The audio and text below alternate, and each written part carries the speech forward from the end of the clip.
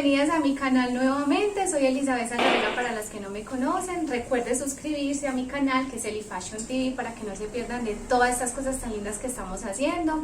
Y siguiendo con los videos, pues les cuento que en los videos anteriores les había hecho el árbol de Navidad y el arreglo de la cómoda, y hoy voy a hacer el famoso arco para integrar estos dos y para que se vean más bonitos y uniformes.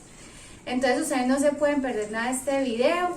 Y les cuento que aquí tengo la guirnalda para empezar a cubrir mi arco. Es una guirnalda pues un poquito delgada, no la voy a hacer muy gruesa porque ya pues tengo dos arreglos principales muy fuertes, son muy grandes. Entonces lo voy a hacer muy bonito con la misma temática oro rosa, porque ustedes saben que estoy fanática al rosado.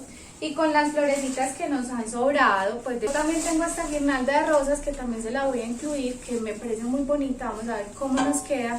Así que no se pierdan todos mis videos, porque no solo voy a hacer videos de Navidad, voy a hacer videos de manualidades, de limpieza del hogar, de todo lo que nos gustan a las mujeres. Así que no se pierdan y suscríbanse a Eli Fashion TV. Ya.